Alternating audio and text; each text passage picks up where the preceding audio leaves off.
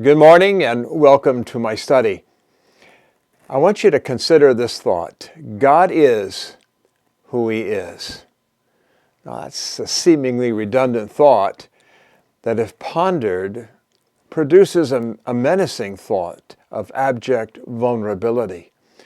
The keen sense of it can be terrifying when we realize we have no absolute or ultimate control over our destiny, being determined by a sovereign God who, as the Scripture says, calls into existence the things that do not exist.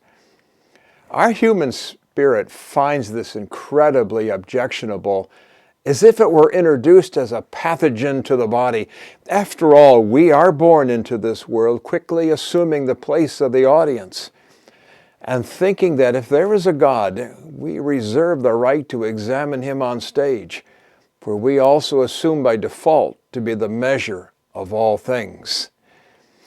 With this conundrum between God and ourselves, it is the God who He is that has also declared to you and I that He is who He says He is. The revelation of Himself expressed solely in the Bible is the only means whereby we can know who it is who has created us and who it is for whom we exist. For centuries, the Church has relied upon this revelation to relay to us a transcendent standard of who God is and a blueprint of who we are and where we are on the map of life. And now, after 1,600 years of Christendom, this standard has now been challenged by those who find that perhaps God is not what He is, or that He has not clearly stated what He stated. Mankind has thus challenged the God of Moses, who declared, "I am who I am," or literally, "I is who I is," meaning, I, the ever, always present, and forever unchanging God, is He who is speaking to you. It was essentially a declaration of God's eternality, His ever unchanging nature, and of absolute truth.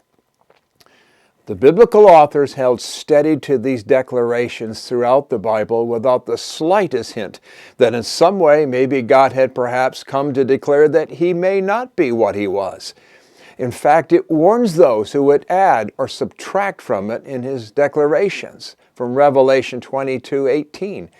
Regardless, the human heart does not suffer the loss of autonomy easily, choosing rather to challenge the nature of an unchanging God with the support of an increasingly hostile world that has come to either question or dismiss such a God.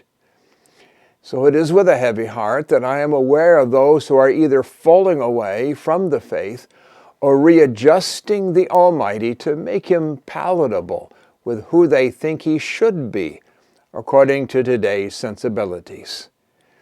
Yet a salient point remains that regardless of the attempt to reject or readjust the Ancient of Days, one merely ends up obscuring who and what we are. When you consider the powerful forces that are poised, ready to tear societies asunder, sensibilities might well dictate otherwise. The facts being that we are all terribly vulnerable to the God who is to be feared, and it is to Him alone that you and I will someday appear in order to give an account. The Scripture tells us, "For we were naked and exposed to the eyes of Him to whom we must give an account." Hebrews 4:13. The fact of the matter is, we just don't like this reality, preferring, if necessary, even chaos. Tragically for some, it becomes a final deal breaker. Once leaving the faith, they cite His outrageous laws, fixed ethics, and severe judgments they no longer will sustain. Jesus once declared that at the end of time as we know it, many will fall away from the faith, giving heed to seducing spirits and elsewhere having itching ears, wanting to hear what seems good and pleasant. God is who He is in all of His unchanging glory in contrast to who we are. And we're not even what we think we are, as Paul once stated, always learning and never able to arrive at the truth, from 2 Timothy 2:7.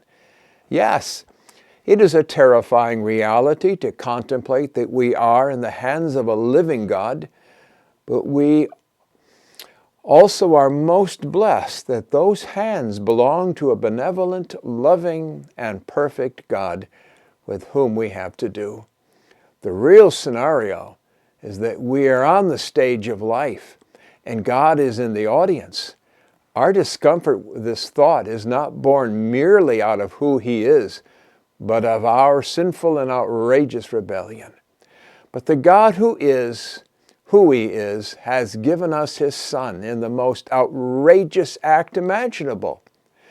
For our sake He made Him to be sin who knew no sin, so that in Him we might become the righteousness of God, Paul wrote to the Corinthians. And thank you. Something to consider.